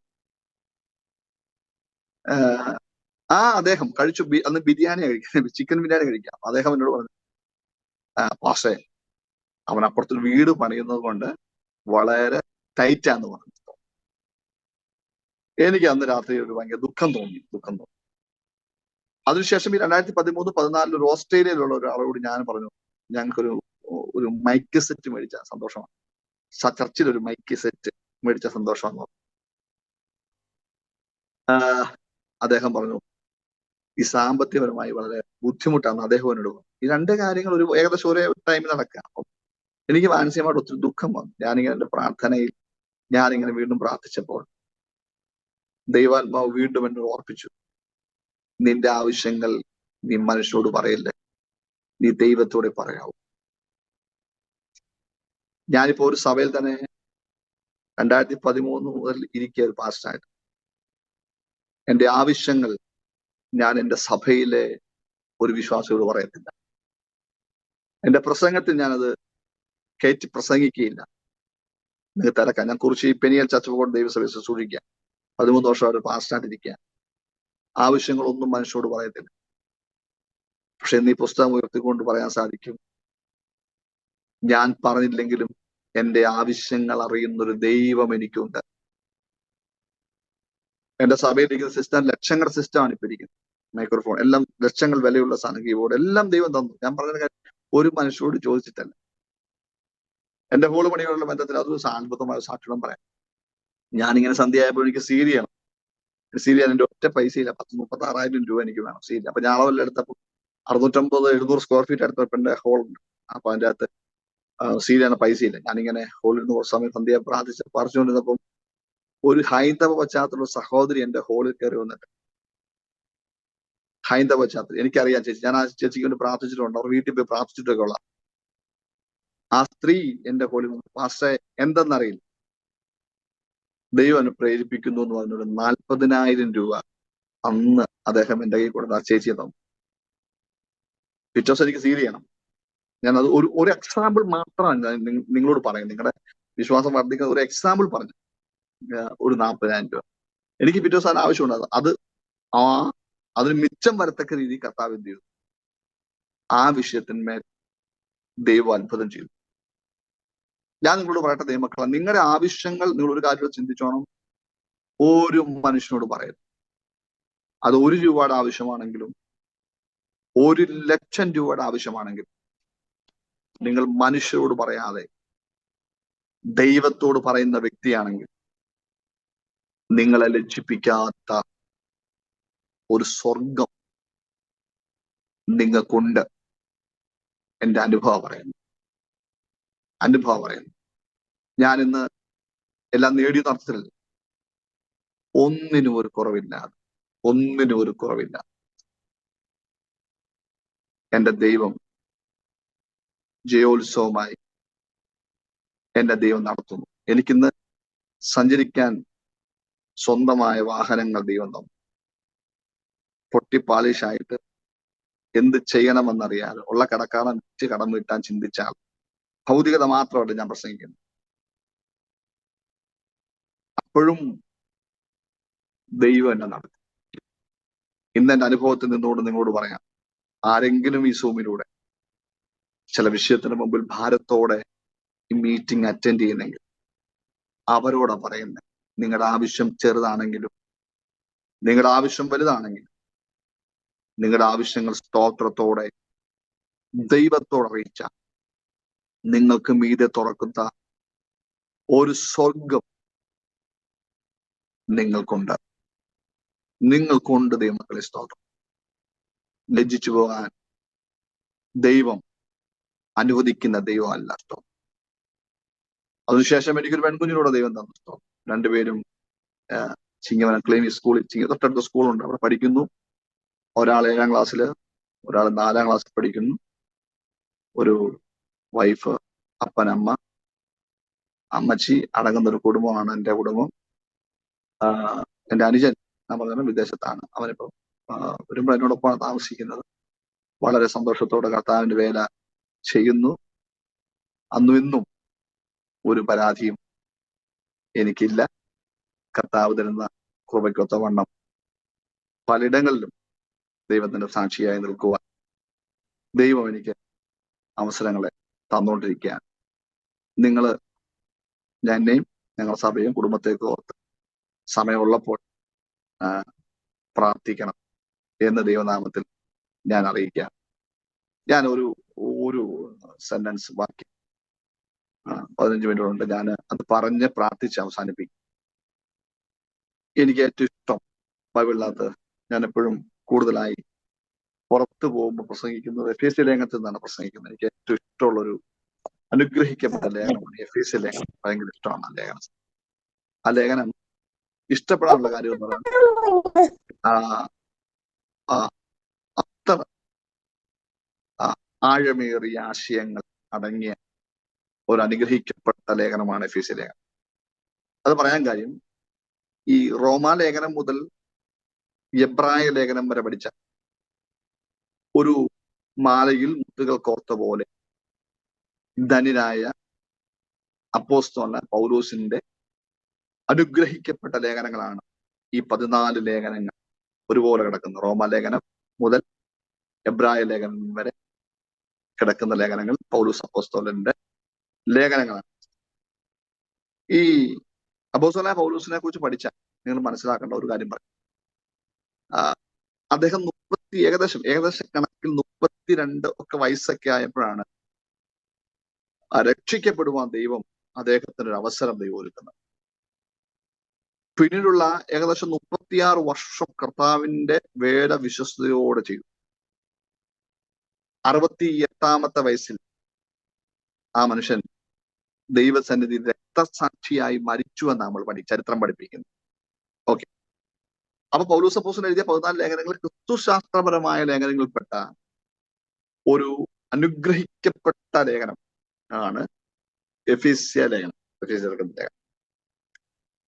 ഞാന് ഈ ലേഖനത്തെ ഒന്ന് നിങ്ങളുടെ മനസ്സിൽ തന്ന് പ്രാർത്ഥിക്കാൻ പോവാം. ശ്രദ്ധിച്ചു കേൾക്കണം. എഫീസ്യ ലേഖനം നിങ്ങൾ പഠിക്കുമ്പോൾ തുടങ്ങുന്ന പാട്ട്, ഇത് ലേഖനങ്ങളുടെ റാണിയായി നിൽക്കാനുള്ള ഒത്തിരി കാര്യങ്ങളുണ്ട്, അതിലേക്കൊന്നും ഞാൻ കടക്കുന്നില്ല. സഭ എന്ന് പറഞ്ഞ മണവാട്ടി, ഇതൊക്കെ വലിയ മർമ്മങ്ങൾ ചൊരിഞ്ഞിരിക്കുന്ന ഒരു ലേഖനമാണ്. എനിക്ക് ഒരു ബൈബിൾ ക്ലാസ് അല്ല, അതുകൊണ്ടും എന്റെ മുമ്പിൽ സമയമില്ലാത്തത് കൊണ്ടും ഞാൻ അങ്ങനെ ഷോർട്ടായിട്ട് പറഞ്ഞു നിർത്തുക. അപ്പം ക്രിസ്തുശാസ്ത്രപരമായ ലേഖനങ്ങളിൽപ്പെട്ട ഒരു ലേഖനം എഫേസ്യ ലേഖനം. അപ്പം അത് തുടങ്ങുന്ന ഇങ്ങനെയാണ്: ദൈവ ഇഷ്ടത്താൽ എന്ന് പറഞ്ഞുകൊണ്ടാണ് ഈ എഫേസ്യ ലേഖനം നാം വായിച്ചു തുടങ്ങുന്നത്. ദൈവ ഇഷ്ടത്താൽ. നിങ്ങള് ഈ ദൈവ ഇഷ്ടത്താൽ എന്ന് നിങ്ങൾ വായിക്കുമ്പോൾ ഒരു കാര്യം ഈ സൂമിലൂടെ കേൾക്കുന്ന നിങ്ങൾ മനസ്സിലാകുക: ദൈവത്തിന് നിങ്ങളോട് കൃത്യമായ ഒരു ഇഷ്ടമുണ്ടെന്നുള്ളതാണ്. ദൈവത്തിന് ഇഷ്ടമുണ്ട്. ദൈവമക്കളെ, ഞാൻ നിങ്ങളോട് ചോദിക്കട്ടെ, ദൈവത്തിന്റെ ഇഷ്ടത്തിനൊത്തവണ്ണം ഒന്ന് മൂവ് ചെയ്യുവാൻ ഇന്ന് നിങ്ങൾക്കും എനിക്കും കഴിയുമ്പോഴാണ് ഈ ബ്ലെസ്സിങ്, ദൈവത്തിന്റെ അനുഗ്രഹം നമ്മളിലേക്ക് വരുന്ന സ്ഥലം. എഫേസ്യ ലേഖനം നിങ്ങൾ പഠിക്കുമ്പോൾ ഇന്നത്തെ ഒരു നൂതന ഉപദേശങ്ങളുമായി നമുക്ക് ഒരു തരത്തിലും യോജിക്കാൻ കഴിയാത്ത നിലവാരത്തിലുള്ള ശക്തമായ സന്ദേശങ്ങൾ എഫേസ്യ ലേഖനത്തിനകത്തുണ്ട്. ഇപ്പൊ സ്വർഗത്തിലെ സകല ആത്മീയ അനുഗ്രഹത്താലും, അതിപ്പം ഞാൻ ഈയിടെ കേട്ടു ഒരു ദൈവദാസൻ ആ വാക്യത്തെ, സ്വർഗത്തിലെ സകല ആത്മീയ അനുഗ്രഹത്താലും നിങ്ങളെ ദൈവം അനുഗ്രഹിച്ചിരിക്കുന്നു, സ്വർഗത്തിലെയും ഭൂമിയിലെയും സകല ആത്മീയ അനുഗ്രഹത്താലും അനുഗ്രഹിച്ചിരിക്കുന്നതാണ്. ആ വാക്യം അങ്ങനെ ആക്കിയേക്കും. അപ്പം ഈ ദൈവ ഇഷ്ടപ്രകാരം മൂവ് ചെയ്യുന്ന ഒരു വ്യക്തിയെ സംബന്ധിച്ച് നിങ്ങൾ ചിന്തിക്കണേ, ഈ ഭൂമിയിൽ നിങ്ങൾക്ക് എന്ത് ലഭിക്കുവോ ലഭിക്കാതിരിക്കുവോ എന്നുള്ളത് വിഷയമല്ല. നിങ്ങൾക്ക് ആ ഒരു കരമൊന്ന് ഉയർത്തി സ്തോത്രം പറയാൻ പറ്റുമോ? ഭൂമിയിൽ നിങ്ങൾക്ക് എന്ത് ലഭിക്കുമോ ലഭിക്കാതിരിക്കുവോ എന്നുള്ളത് നിങ്ങൾക്ക് വിഷയമല്ല. അതിന് കാര്യമെന്ന് പറഞ്ഞാൽ, ഈ ദൈവത്തിന്റെ ഇഷ്ടത്തിനൊത്തവണ്ണം മൂവ് ചെയ്യുമ്പോൾ, ആമേൻ, നമ്മുടെ ജീവിതം ഒരു അനുഗ്രഹിക്കപ്പെട്ട ജീവിതമായി മാറും. ഈ മനുഷ്യന്റെ ഇഷ്ടം ഇപ്പൊ എനിക്ക് സ്വന്തമായിട്ടൊരു ഇഷ്ടമുണ്ട്. പലപ്പോഴും ബന്ധുക്കൂസുകാരാണ് നമ്മൾ, ദൈവമക്കളാണ് ഏറെക്കുറെ ഈ സൂമിലൂടെ കേൾക്കുന്നുള്ള ബോധ്യം എനിക്കുണ്ട്. ഞാൻ ഇന്ന് നിങ്ങളോട് ചോദിക്കട്ടെ, നിങ്ങൾ മൂവ് ചെയ്യുന്നത്, നിങ്ങളുടെ ഭവനം മൂവ് ചെയ്യുന്നത്, നിങ്ങളുടെ തലമുറകൾ മൂവ് ചെയ്യുന്നത് ഇത് ദൈവത്തിന്റെ ഇഷ്ടമാണോ സ്വന്തം ഇഷ്ടമാണോ? ഒന്ന് ചോദിക്കണം. വേദപുസ്തകത്തിനകത്ത് സ്വന്തം ഇഷ്ടത്തിനൊത്തവണ്ണം മൂവ് ചെയ്ത അനേകരുടെ ചരിത്രം കൃത്യമായി പറയുന്നുണ്ട്. ഒത്തിരി പേരുണ്ട്. സ്തോത്രം. ഒത്തിരി പേരുണ്ട്. ഈ എക്സാമ്പിൾ ഞാൻ തരാം നിങ്ങൾക്ക്. യോന എന്ന് പറഞ്ഞ പ്രവാചകൻ സ്വന്തം ഇഷ്ടത്തിനൊത്തവണ്ണം മൂവ് ചെയ്ത ആളാണ്. രൂത്തിന്റെ പുസ്തകം നിങ്ങൾ പഠിക്കുമ്പോൾ, രൂത്തിന്റെ പുസ്തകം ബേദലഹേമിൽ ക്ഷാമം ഉണ്ടാകുമ്പോൾ ആ ബേദലഹേം പട്ടണത്തെ വിട്ട് മോവാബ് ദേശത്തേക്ക് യാത്ര ചെയ്ത ഒരു നമോവി എന്ന് പറഞ്ഞ സ്ത്രീയെ കുറിച്ച് പഠിക്കുന്നുണ്ട്. അവക്ക് അവിടെ പോയി നഷ്ടമാണ് ഉണ്ടായത്. അപ്പൊ നിങ്ങൾ ശ്രദ്ധിച്ചോ, സ്വന്തം ഇഷ്ടത്തിനൊത്തവണ്ണം നിങ്ങളും ഞാനും മൂവ് ചെയ്തിട്ട് സഞ്ചരിച്ചിട്ട് നമ്മുടെ ജീവിതത്തിന്റെ അകത്ത് വരുന്ന നഷ്ടത്തിന്റെ അകത്ത് ദൈവത്തിന് നമ്മോടുള്ള ബന്ധത്തിൽ ഒരു ഉത്തരവാദിത്വമില്ല. നിങ്ങൾ ശ്രദ്ധിക്കണം, ഈ ബേദലഹേം എന്ന് പറയുന്ന പട്ടണത്തിൽ ക്ഷാമം ഉണ്ടായി കഴിഞ്ഞിട്ടും ആരാധനയുള്ള ആലയമുള്ള ബേദലഹേം വിട്ടുപോകാതെ ദൈവത്തിന്റെ ഇഷ്ടത്തിനൊത്തവണ്ണം പാർത്ത കുറച്ച് ആളുകൾ ബേദലഹേമിലുണ്ട്. പോയ നബോമിയോട് നിങ്ങൾ ചോദിക്കണ്ട, ഈ ബേദലഹേമിൽ പാർക്കുന്ന കുറെ ആളുകളോട് നിങ്ങൾ ചോദിക്കണം, എന്തുകൊണ്ടാണ് ക്ഷാമം വന്നിട്ടും പ്രതിസന്ധി വന്നിട്ടും പ്രതികൂലം വന്നിട്ടും നിങ്ങൾ നബോമിയോടൊപ്പം മറ്റൊരു ദേശത്തേക്ക് യാത്ര ചെയ്യാതെ ഈ ബേദലഹേമിൽ എന്തുകൊണ്ടു നിന്നു എന്ന് ചോദിച്ചാൽ അവർ പറയും, ഒരുപക്ഷെ ഇന്ന് ഞങ്ങൾക്ക് ക്ഷാമമുണ്ട്, ഇന്ന് ഞങ്ങൾക്ക് പ്രതിസന്ധി ഉണ്ട്, ഇന്ന് ഞങ്ങൾക്ക് ദാരിദ്ര്യമുണ്ട്, എങ്കിലും ദൈവ ഇഷ്ടത്തിനൊത്തവണ്ണം ഞങ്ങൾ ബേദലഹേമിൽ പാർക്കുമ്പോൾ, ഞങ്ങൾ ഇരിക്കുന്ന ഇടത്ത് നിൽക്കുമ്പോൾ ഞങ്ങളെ സന്ദർശിക്കുന്ന ഒരു ദൈവമുണ്ട്. ഇന്ന് ഈ പകൽ ഈ സൂമിലൂടെ ഈ മീറ്റിംഗ് അറ്റൻഡ് ചെയ്യുന്ന ചിലരെ നോക്കി പരിശുദ്ധാത്മാവിൽ ഞാൻ പ്രവചിച്ചുകൊണ്ട് പറയുകയാണ്, ശന്ധനാധികാരകൾ ഘടകസിയ കുഞ്ഞെ, നിന്റെ പ്രതിസന്ധിക്കകത്ത്, പ്രതികൂലത്തിന്റെ അകത്ത്, കഷ്ടതയുടെ നടുവിൽ സ്തോത്രം, ബേദലഹേം വിട്ടുപോകാതെ ദൈവിക സന്ദർശനത്തിന് വേണ്ടി കാത്തിരുന്ന ഒരു കൂട്ടത്തെ പോലെ നീ കാത്തിരിക്കുന്ന വ്യക്തിയാണെങ്കിൽ, ഇന്ന് പകൽ ദൈവം നിന്നെ മറന്നു കളയുന്ന ദൈവമല്ല, ദൈവം നിന്നെ ഉപേക്ഷിക്കുന്ന ദൈവമല്ല. കർത്താവ് കൃത്യമായി കൃത്യസമയത്ത് കൃത്യതയോടെ നിന്റെ ജീവിതത്തിന്റെ അകത്ത് ചില തീർപ്പുകളെ കൽപ്പിക്കുന്ന ഒരു സമയം നിനക്കുണ്ടെന്ന് തിരിച്ചറിഞ്ഞോണം. ദൈവത്തിന്റെ ഇഷ്ടത്തിനൊത്തവണ്ണം മൂവ് ചെയ്യുമ്പോൾ ഒരു പക്ഷെ മറ്റുള്ളവർ നീ പോഷന, തലയ്ക്ക് വല്ല കുഴപ്പമുണ്ടോ എന്നൊക്കെ ചോദിക്കും, അല്ലെങ്കിൽ നിനക്ക് എന്നാത്തിന്റെ കുഴപ്പമാ എന്നൊക്കെ ചോദിക്കാറുണ്ട്.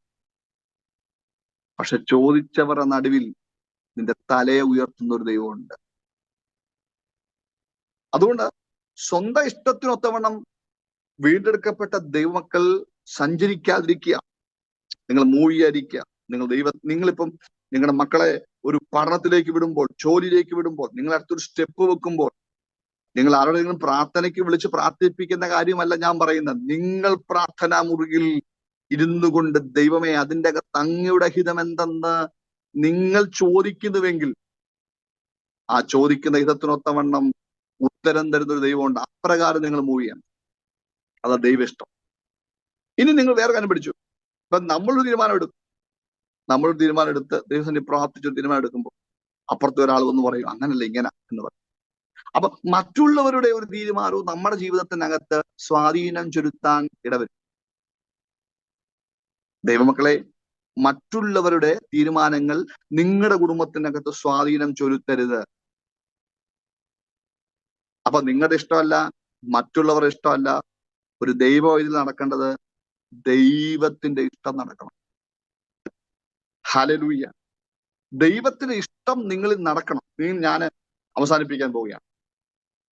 ശ്രദ്ധിച്ചേ, യേശുക്രിസ്തുവിനെ കുറിച്ച് നിങ്ങൾ പഠിച്ചേ. യേശുക്രിസ്തുവിനെ കുറിച്ച് പഠിക്കാം. യേശുക്രിസ്തുവിനെ കുറിച്ച് പഠിക്കുമ്പോൾ യേശുക്രിസ്തു ഈ ഭൂമിയിലേക്ക് ജനിച്ചത് പ്രവചന നിവൃത്തീകരണം പോലെയാണ്. എനിക്ക് അതിൻ്റെ അകത്ത് ഒത്തിരി കാര്യങ്ങൾ പറയാനുണ്ട്. യേശു ജനിച്ചു, ഈ ഭൂമിയിൽ ജനിച്ചു. യേശുക്രിസ്തുവിന്റെ ജനനം തികച്ചും പിതാവായ ദൈവം വെച്ച പ്ലാനിനൊത്തവണ്ണമായിരുന്നു. ഇനിയും യേശുക്രിസ്തുവിന്റെ 33.5 വർഷത്തെ പരസ്യ ശുശ്രൂഷ നിങ്ങൾ പഠിച്ചാൽ സ്വന്തം ഇഷ്ടത്തിനോ സ്വന്തം ഹിതത്തിനോ സ്വന്തം താല്പര്യത്തിനോ ക്രിസ്തു ഈ ഭൂമിയിൽ ഒന്നും ചെയ്തതായിട്ട് പറയുന്നില്ല. അപ്പൊ ശ്രദ്ധിക്കണം, യേശുക്രിസ്തു ഈ ഭൂമിയിൽ വന്ന് 33.5 വയസ്സ് വരെ ജീവിക്കുകയും ക്രൂശിൽ മരിക്കുകയും ഉയർക്കുകയും ചെയ്തത് പിതാവായ ദൈവത്തിന്റെ ഇഷ്ടപ്രകാരമായിരുന്നു. നമ്മുടെ ലീഡർ ആരാ? കർത്താവായ യേശുക്രിസ്തുവാണ്. ആ കർത്താവായ യേശുക്രിസ്തു പിതാവിന്റെ ഇഷ്ടത്തിനൊത്തവണ്ണം മൂവ് ചെയ്തെങ്കിൽ യേശുക്രിസ്തുവിന്റെ രക്തത്താൽ വീണ്ടെടുക്കപ്പെട്ട ദൈവമക്കളായ നാം ദൈവത്തിന്റെ ഇഷ്ടത്തിനൊത്തവണ്ണം അല്ലേ മൂവ് ചെയ്യണ്ടേ? ദൈവത്തിന്റെ ഇഷ്ടത്തിനൊത്തവണ്ണമാണ് നിങ്ങൾ സഞ്ചരിക്കേണ്ടത്. ദൈവത്തിന്റെ ഇഷ്ടത്തിനൊത്തവണ്ണം നിങ്ങൾ നീങ്ങണ്ടേ? ഹല്ലേലൂയ. ഇന്ന് പകൽ നിങ്ങളുടെ പ്രാർത്ഥനാ മുറിയിൽ നിങ്ങൾ കയറിയിട്ട് ഒരുപക്ഷെ ഈ പ്രഭാഷണം നിങ്ങൾ കേൾക്കുമ്പോഴും പല വിഷയത്തോടുള്ള ബന്ധത്തിൽ പല തീരുമാനങ്ങളും മാനുഷികമായും മറ്റുള്ളവരുടെയൊക്കെ എടുത്ത് ഫിക്സ് ചെയ്ത് വെച്ചിട്ടായിരിക്കാം നിങ്ങൾ ഈ പ്രഭാഷണം കേൾക്കുന്നത്. അങ്ങനെയുള്ള ചിലരോട് പറയുകയാണ്, നിങ്ങളുടെ ഇഷ്ടത്തെയും മറ്റുള്ള ഇഷ്ടത്തെയൊക്കെ ഒന്ന് മാറ്റി വെച്ചിട്ട് കർത്താവേ, അങ്ങയുടെ ഇഷ്ടം അതിനകത്ത് എന്താണ്? എന്റെ തലമുറയോടുള്ള ബന്ധത്തിൽ, എന്റെ ഭവനത്തോടുള്ള ബന്ധത്തിൽ, എന്നോടുള്ള ബന്ധത്തിൽ ദൈവമേ അങ്ങയുടെ ഇഷ്ടം എന്താന്ന് ഇന്ന് എന്നോടൊന്ന് സംസാരിക്കണമേ, എന്നോടൊന്ന് സംസാരിക്കണമേ.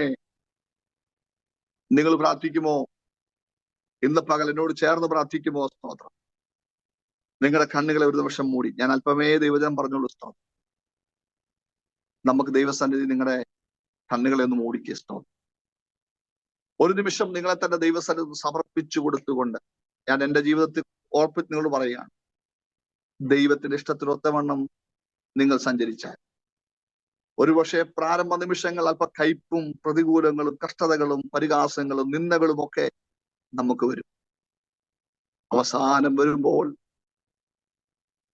ദൈവം നിന്റെ പക്ഷത്തുണ്ടെന്ന് തെളിയുന്നൊരു സമയമുണ്ട്.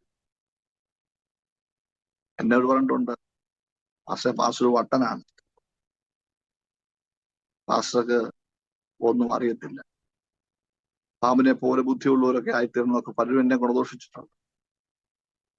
ഇന്ന് ഞാൻ പറയാം, എന്റെ അനുഭവത്തിൽ നിന്നുകൊണ്ട് ദൈവത്തിന്റെ ഇഷ്ടത്തിനൊത്തവണ്ണം നീ മൂവ് ചെയ്താൽ, നിർജ്ജന പ്രദേശത്തേക്ക് പോകാൻ പറഞ്ഞ് നീ പോണം, ദൈവം തരുന്നത് നീ സംസാരിക്കണം.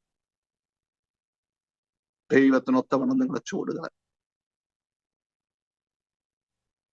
ലജ്ജിച്ചു പോകത്തില്ല. എന്റെ അനുഭവം പറയുന്നു, ലജ്ജിച്ചു പോകത്തില്ല, മാനിക്കും. ഇന്ന് പകൽ ഈ സമയം നിങ്ങൾ ഈ സൂമിലൂടെ കേൾക്കുമ്പോൾ പരിശുദ്ധാത്മാവ് ശക്തമായ ആരോടൊക്കെ ഇടപെടുന്നുണ്ട്. നിങ്ങൾക്ക് വേണ്ടി ദൈവം ചില വ്യക്തികളോട് സംസാരിക്കാൻ പോവുകയാണ്.